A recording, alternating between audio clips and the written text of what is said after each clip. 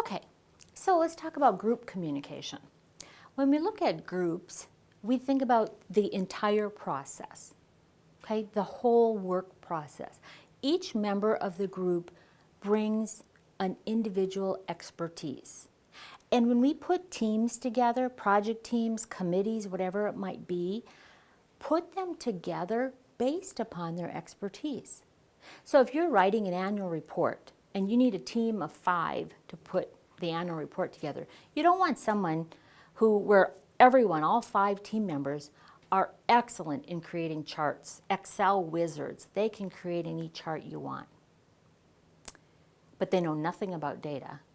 They know nothing about writing text. They don't know about inserting pictures and wrapping text around and format. And boy, can they not spell. Okay, we don't want that. Let's find one person who's the word expert and one person who can write, can communicate in words with text, and another person who's really good with the data, another person who's really good with inserting pictures and formatting documents and so on. Put that team together based on those expertise characteristics that people have. Also, we find in groups we have promotive interaction where people learn from each other. None of us know everything, so what can we do about it? We learn from each other in our group. When you put that team together, empower them. Empower them so that when they are finished with their task, they have a deliverable, it's a recommendation, and you consider that recommendation sincerely.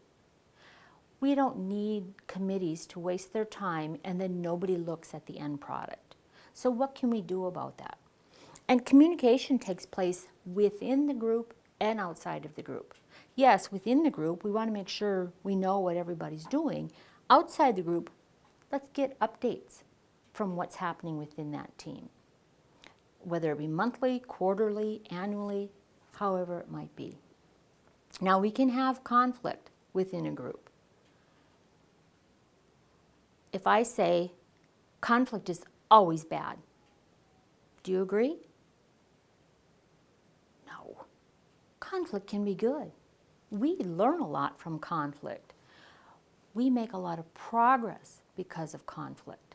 It's really the essence of group interaction. We want to think about the issues. Do not let people get in the way. It's not the personality, it's the issue. Isolate the issue when you're discussing. And then we have conformity. Be careful with conformity. Yes, we do want groups to be cohesive. We want them to get along well together, but we don't want groupthink. Okay, we want unity, but if everybody's thinking the same way, or I'm going to think that way just because Julie is thinking that way, not a good idea. We want to be able to think for ourselves. So you want to go through the process, through the steps of brainstorming, right? Forming, norming, brainstorming, get those ideas out there. And then consensus. We might not get unanimity. Unanimity? We might not get a unanimous decision, right? So, how about consensus?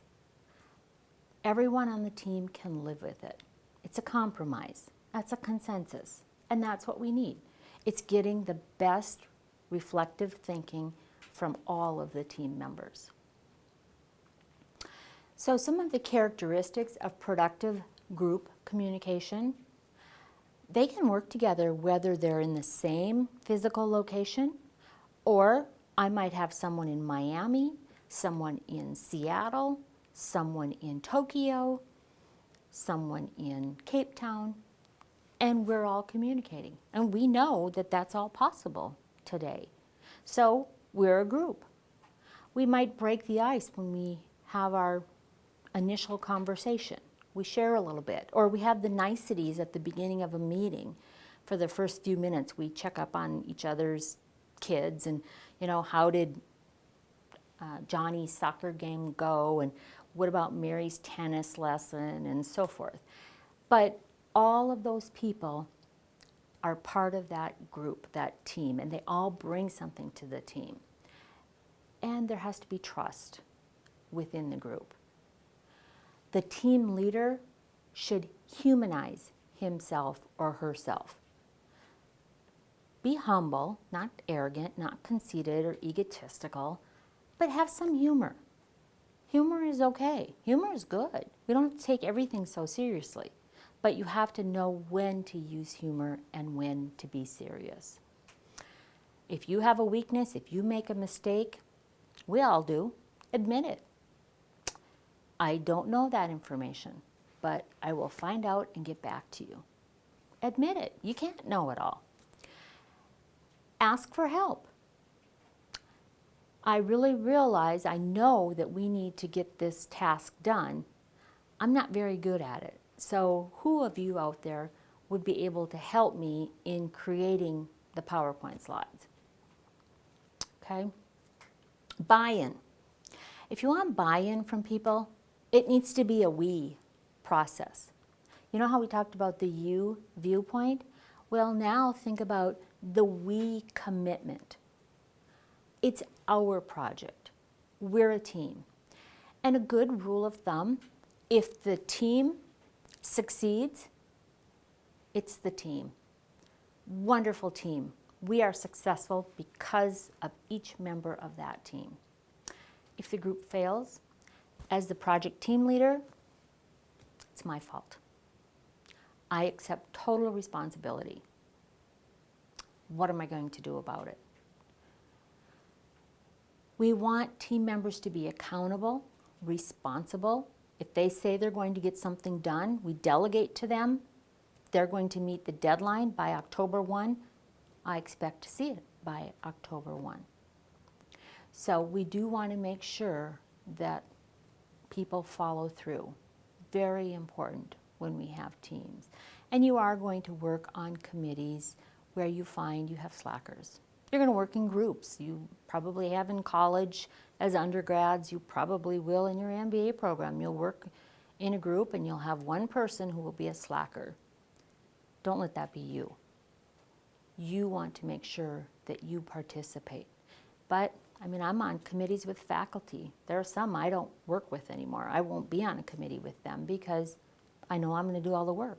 And he or she's going to get some of the credit as well. So think about that when you're participating in choosing group members. To encourage group communication, first of all, start by noting that you have a common goal. We have a system. A group is a system. A business, an organization is a system. A system is a set of interrelated parts working together for a common goal. What is that goal? We need to make sure in our organization that common goal is profit, right? If we're a for-profit organization, that's what we want, the bottom line. Well, in order to do that, we need the marketing department to work well. We need the sales department to work well. Accounting, research and development, they all need to work well because they're all part of that puzzle that helps us with our common goal. If marketing is not doing their share, sales are going to struggle. And then it's going to go to finances and accounting. They're not going to be able to pay the bills or the payroll. So you can see there's a ripple effect. We might not notice it right away, but eventually we'll notice it. Or the human body's a system. Everything works together. If something starts failing, we're not operating at full capacity. So thinking about what that committee or that team should be. And we really want committees to be successful. You'll hear the expression, a committee, or let's see, what do they say? A camel is a horse designed by a committee. We don't want that. We want a committee to design a horse that looks like a horse. So how can we be effective? Share information and feedback internally and externally. Ask for input from your stakeholders. from your employees. There's a saying, what people help you plan, they'll help you carry out. It's our project. So ask for their input. Even if you have an idea, somehow work it out so that it looks like it's somebody else's idea. Be diplomatic, okay? We don't have to take credit for everything, but show how valuable your team members are.